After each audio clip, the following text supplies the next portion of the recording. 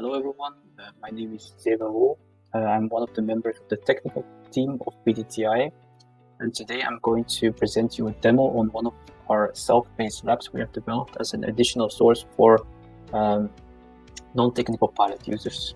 The first part of our demo is to install our Jupyter Notebook environment where we have developed our self-paced lab into.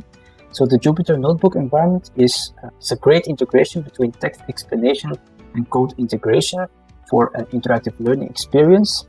But to do that, it is recommended to first install the Anaconda environment that also includes some essential Python packages where our self-paced lab depends on. However, as a side note, when you apply for a BDTI pilot, these Anaconda environments are provided for you and implemented on a powerful machine, and many more services accompany it.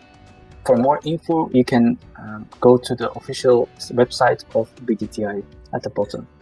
However, let's now continue with the installation of our Anaconda environment.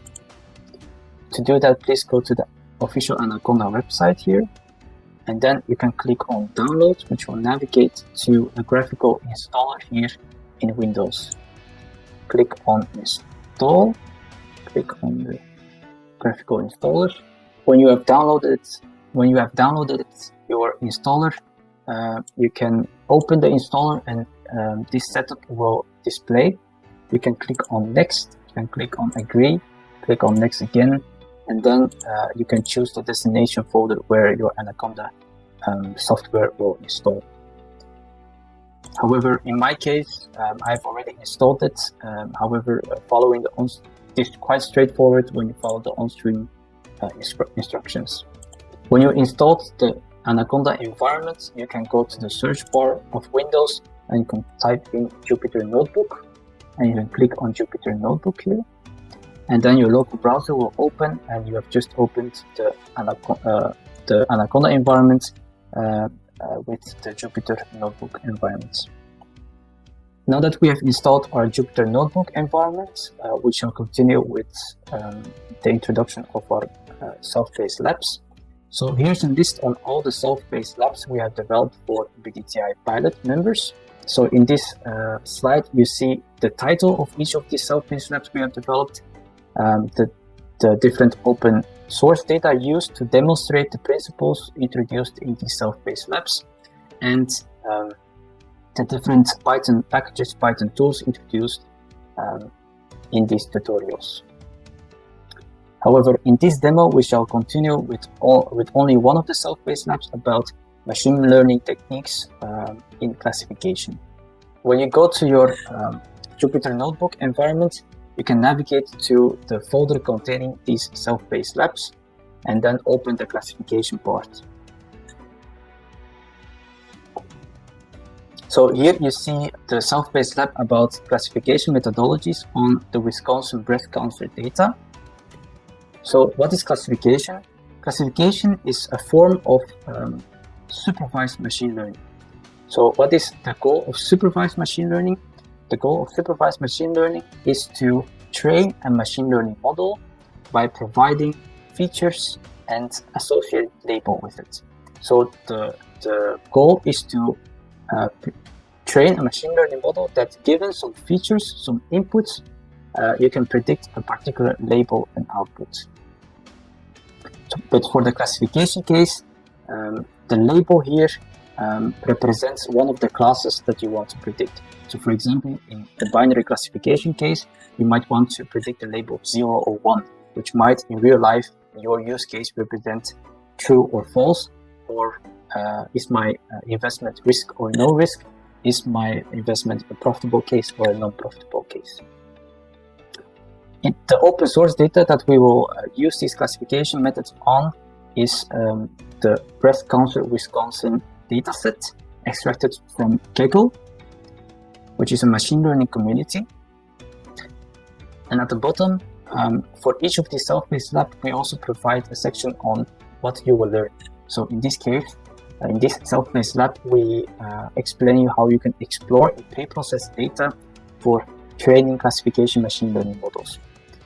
On the other hand, we also explain you how you can explore the different off-the-shelf classification machine learning models of scikit-learn, which is a Python package developed in Python, especially for the use cases of machine learning. Without further ado, let's continue with the first section of our self-paced lab about exploring and pre-processing data. So here it explains you how you can import your Wisconsin dataset on your local folder in a CSV file into a pandas data frame, which is data frame, a data structure developed in Python, especially designed dealing with tabular data, as it is in our case. So we can run this cell here, and then it also displays the tabular data that you have just imported. So you really see what kind of data. So you really see what kind of data we are dealing with here.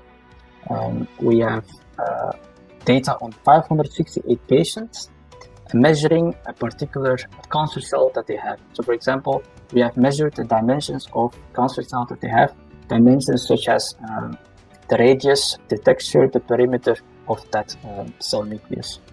And the goal of this tabular dataset is to predict the diagnosis of this cancer nucleus. So for example, in this case, we want to predict whether the cancer cell is malignant or benign. At the bottom, you also see several other features included in the dataset.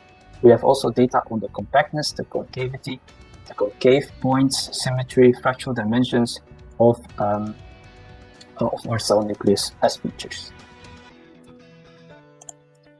Now we continue with the lab with the explanation that it is recommended to also do some first analysis and pre-processing of your data before you actually give it to a machine learning model for training.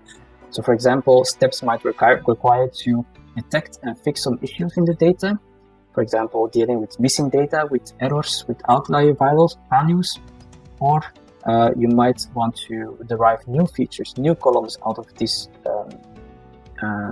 out of the original dataset, a process known as feature engineering. Also, you might want to normalize numerical features or encode categorical features, for example. So at the above dataset, you see that we have also data on the user, the patient idea that a hospital gives to a particular patient for administrative purposes. However, you can imagine that this column can never be an indication whether the cancer cell is malignant or benign. Also, at the end of our dataset, we also see a column, an unnamed column that is due to an error in the importing of our data into the pandas data frame. So again, this column is not really relevant to predict our diagnosis of a cancer cell.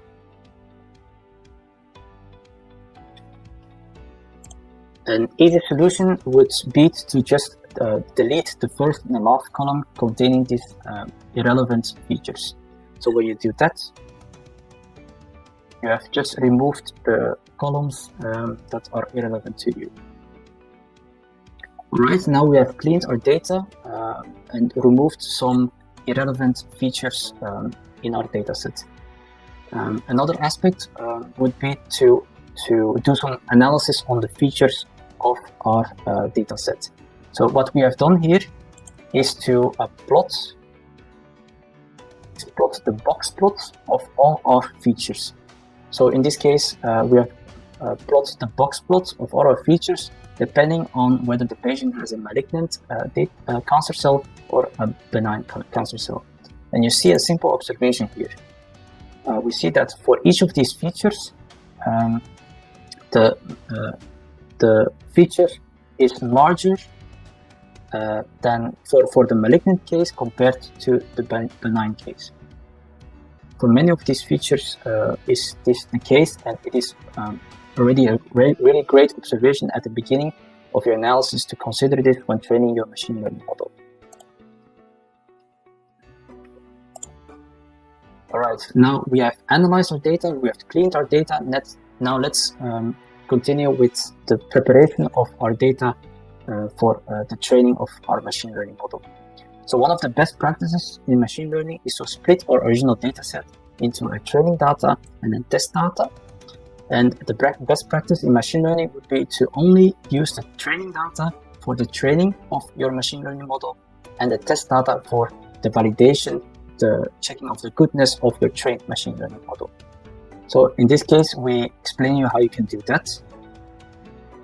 And when you use relevant scikit-learn packages here, you can here, for example, take the train test split method of scikit-learn to split our original dataset into a training dataset and a test dataset by random sampling.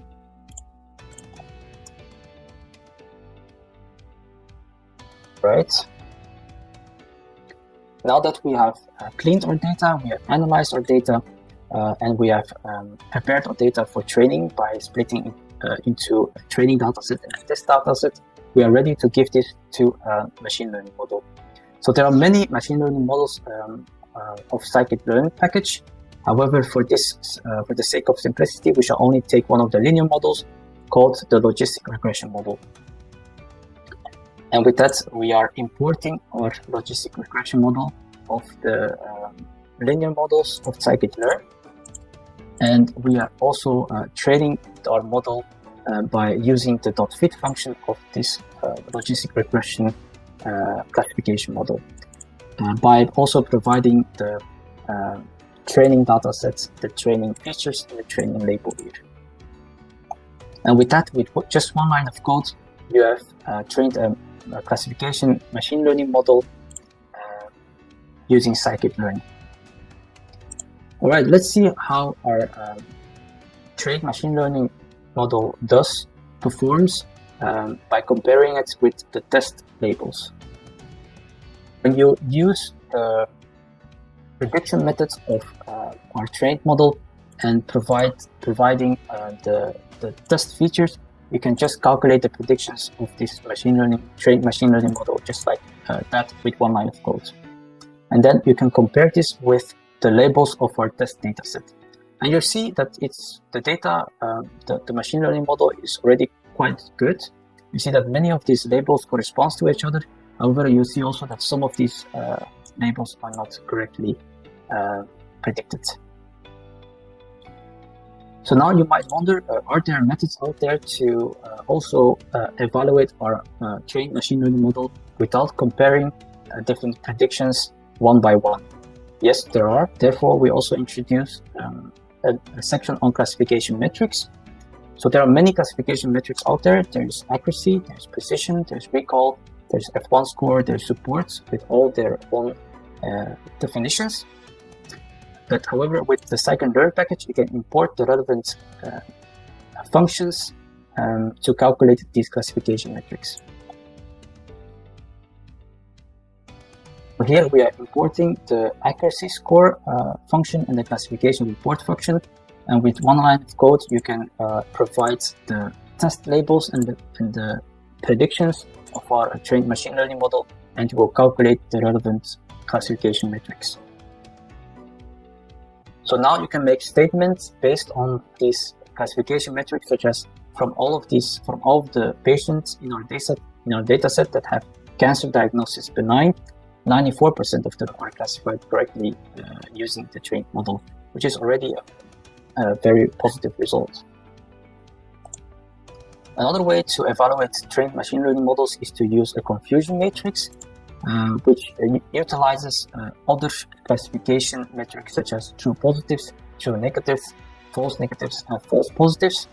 And using the scikit-learn package, you can import the relevant functions here and calculate the confusion matrix.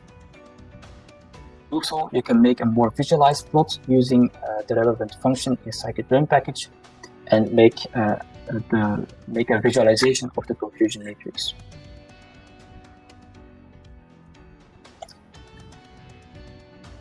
Right.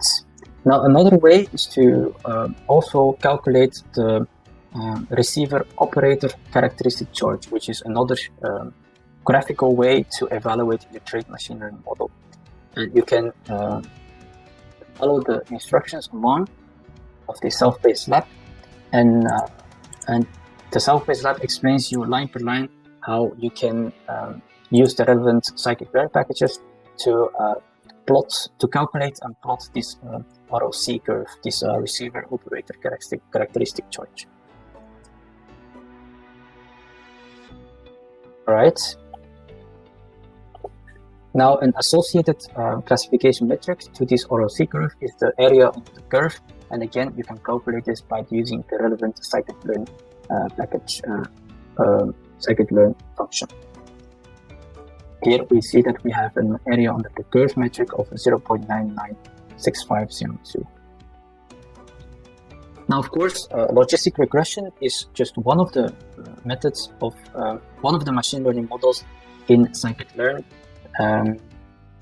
But scikit-learn also provides other machine learning models for classification, such as support vector machines algorithms, tree-based algorithms, and ensemble algorithms. So, for example, one of the ensemble algorithms, the random forest, which is a play on words, saying that when you combine a set of tree-based algorithms, you have a forest. Therefore, we have a random forest algorithm. With that, you can import, for example, here the linear support vector machine algorithm and repeat the process as described above. And training the model, evaluating the model using classification metrics, calculating the area under the curve. And with that, you have repeat the same procedure now for the linear support vector machines algorithm. Here, you can import a decision tree classifier and then repeat the process as described above. Calculate its metrics. And finally, we can also repeat the same procedure for the random forest classifier. Just like that. The final section would be to explain you how you can save this trained model into a more portable file called a pickle file. You can import the joblib library to do this. Now you have saved your trained model to a pickle file locally on your computer. Also, you can import this pickle file, this trained machine learning model, back into this Jupyter Notebook environment, and then you can provide, for example, data on a new patient, data on the measurement of a cell nucleus that they have, and you can use this trained machine learning model that you've just imported to predict whether this patient has a malignant or benign cancer cell. All right, with that, we conclude with our self-paced lab demo on the classification methodologies on the Wisconsin breast cancer data. Hopefully with that, you have a better overview of what these self-paced labs are, and hopefully you can understand the additional value we bring this to you as you apply for a BDTI pilot. So what I've just demoed, you can find everything on the community portal. You can download the data on the community portal, and you can also download the relevant Jupyter Notebook environment on the community portal. If you have any comments or feedback, please you can also give that to the community portal. So that was a demo on one of our self-paced labs on the platform of BDTI. With that, thank you very much for your attention, and hopefully we can see each other again when you provide for an BDTI pilot. Have a nice day.